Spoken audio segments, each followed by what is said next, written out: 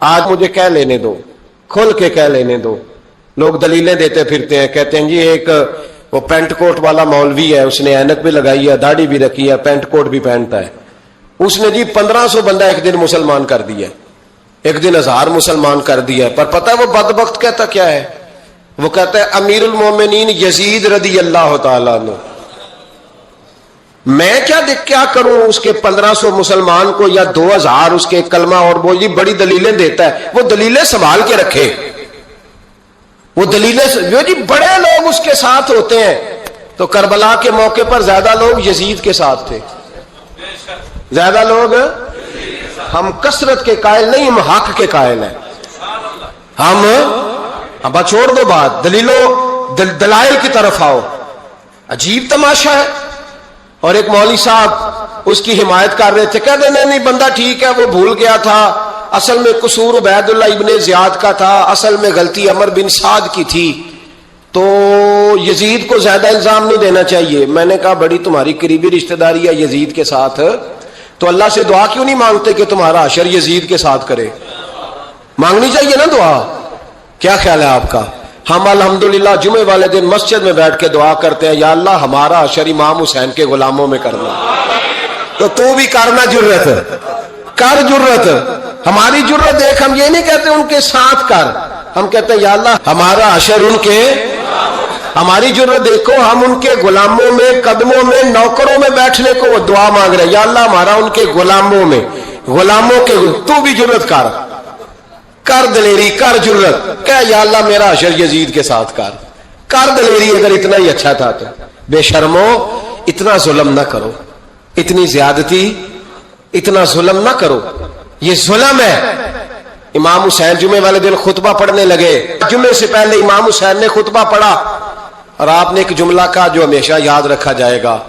آپ نے فرمایا یزید کو جا کے بتا دو کہ مجھ جیسا تجھ جیسے کی بیعت نہیں کر سکتا. او کیا فکرہ ہے امام علی مقام کا. فرمانے لگے مجھ جیسا تجھ جیسے کی بیعت, اور آپ فرمانے لگے بتاؤ اس وقت پوری دنیا میں کوئی نبی کا نواسہ موجود ہے میرے سوا؟ حضرت آدم سے لے کر مصطفیٰ کریم تک اس وقت پوری دنیا میں کوئی نبی کا نواسہ ہے؟ اور فرمایا اگر میں ہی ہوں پوری کائنات میں. لوگ کہتے ہیں فلانا علامہ صاحب کی تبلیغ بڑی ہے, ہم سے بڑا کون ہوگا تبلیغ کی بات کرنے والا؟ لیکن ڈرو اللہ سے, ڈرو, گمراہ نہ کرو قوم کو. یہاں تباہی اتر گئی ہے, کوئی بڑی داڑھی رکھ کے معاذ اللہ تعالیٰ اہل بیت کے بارے میں بکواس کرتا ہے, اور کوئی بالکل داڑھی مڈا کے ننگا سر کر کے ممبروں پہ ناچتا ہے اور صحابہ کے بارے میں بکواس کرتا ہے.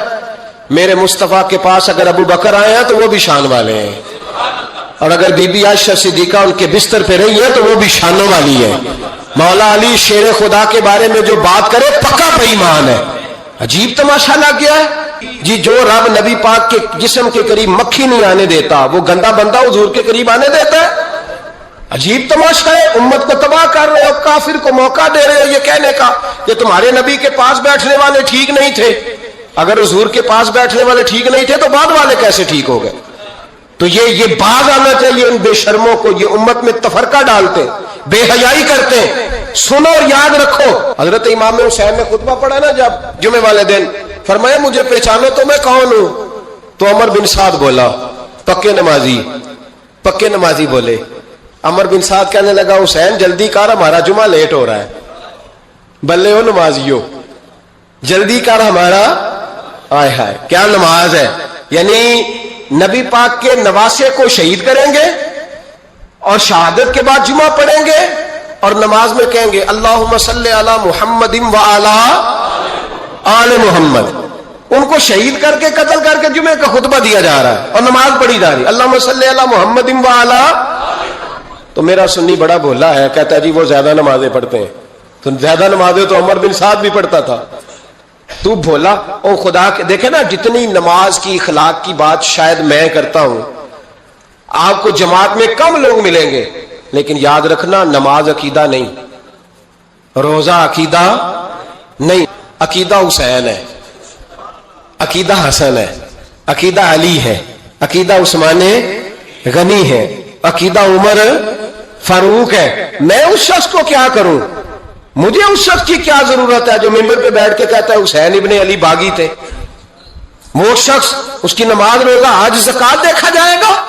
آؤ قرآن مجید سورہ شورا آیت نمبر 23، گھر جا کے قرآن مجید کھولو، یہ والی آیتیں بھی پڑھا کرو، یہ والی بھی کھولا کرو۔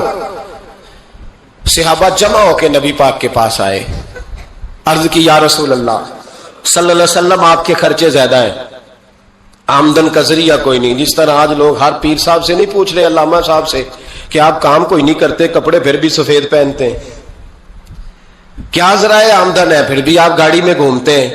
ہمارا تو پروگرام تھا مولوی بھوکا مر جائے، پر اس کے پاس آتے ہیں تو یہ تازی چائے پلاتا ہے، کیا مطلب، کس طرح کا رویہ ہے؟ صحابہ کے بار وہ یہ نہیں سوچتے تھے آتے کہاں، وہ کہتے تھے آگے بڑھ کے حصہ ڈالیں۔ وہ سارے آگے بڑھے، کہا یا رسول اللہ صلی اللہ علیہ وسلم اخراجات زیادہ ہیں، ذرائع آمدن بظاہر کوئی نہیں، نذرانوں پہ اعتراض نہ کیا کرو، نذرانہ دینا نبی پاک کی سنت ہے، نذرانہ قبول کر لینا نبی پاک کی، بولو، حضور کی سنت ہے۔ تو صحابہ جمع ہو کے آئے، ایک جگہ پہ میٹنگ کی، کہا تھوڑے سے پیسے ہر مہینے پیش کریں گے۔ تو حضور سے بات کون کرے گا پیسوں کی؟ کہا ہم نے نہیں کرنی، نبی پاک کے چچا جناب عباس کریں گے۔ حضرت عباس رضی اللہ تعالیٰ عنہ کے ذمے لگایا گیا، جناب عباس آئے، حضرت عباس رضی اللہ تعالیٰ عنہ پیسے لے کے آئے، اور سیانے بندے تھے، انہوں نے بڑی سمجھداری والی، عقل مندی والی بات چھیڑی۔ یہ نہیں کہا کہ حضور ہم یہ نذرانہ دیں گے، کہنے لگے یا رسول اللہ ہمیں پتہ ہے آپ کی مذہبی مصروفیت اتنی ہے کہ آپ کو ٹائم نہیں ملتا کاروبار کرنے کا، اگر آپ کام کریں گے تو پھر آپ کس طرح کر کے دین کا کام ہو سکے گا، اور یا رسول اللہ آپ نے جو ہمارے لیے کیا ہے اس کا ہم بدلہ نہیں دے سکتے، ایک حرف کا بدلہ نہیں دے سکتے، حضور یہ تھوڑا سا نذرانہ ہر مہینے لایا کریں گے، قبول کر لیں۔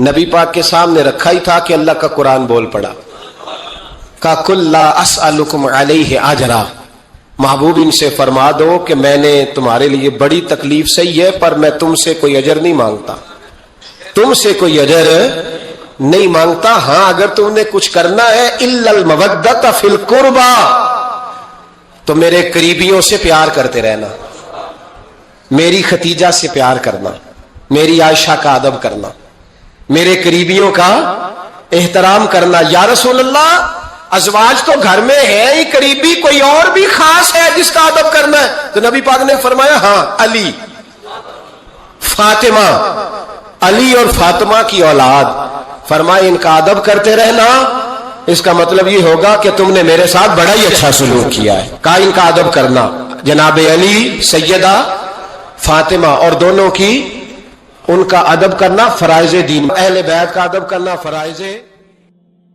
جب کوئی شخص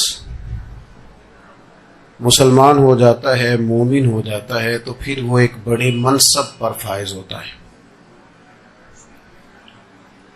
کلمہ پڑھتے ہی اسے یہ اعزاز نصیب ہو جاتا ہے کہ کنتم خیر امت۔ اب وہ عام لوگوں میں سے نہیں ہے، وہ خاص لوگوں میں سے ہے۔ ضرورت اس امر کی ہوتی ہے کہ وہ اپنے منصب کو پہچانے، اس پر غور کرے کہ دراصل میرا مقام کیا ہے۔ سب سے زیادہ انسان کا نقصان اس وقت ہوتا ہے جب وہ اپنے منصب کو نہیں پہچانتا اور اپنے منصب کے معیار کے مطابق اپنا وقت نہیں گزارتا۔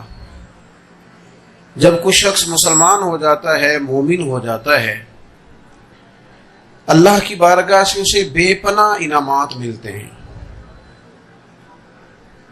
صرف ایک کام پر اسے توجہ کرنی ہے، وہ یہ ہے کہ وہ ایمان کے تقاضوں کو پورا کرے۔ ایمان کے بعد وہ اعمال صالحہ سے اپنی زندگی کو آراستہ کرے۔ عام لوگوں کی طرح، عام انسانوں کی طرح مرضی کا کھانا پینا، مرضی کا سونا جاگنا، مرضی کا آنا جانا اس کا نہ رہے، بلکہ اس کی زندگی محتاط ہو۔ وہ اب شتر بے مہار نہیں ہے، آزاد نہیں ہے، وہ اللہ رسول کا پابند ہے۔ ان احکامات کی روشنی میں اپنے معاملات کو مرتب کرے، اعمال صالحہ اختیار کرے۔ اس کے بعد اسے کیا ملے گا؟ کیا دیا جائے گا، انعامات کیا ہوں گے، اس کا بندہ کوئی بھی شمار کر ہی نہیں سکتا. یعنی مومن وہ خوبصورت جماعت ہے مسلمان، شرط یہ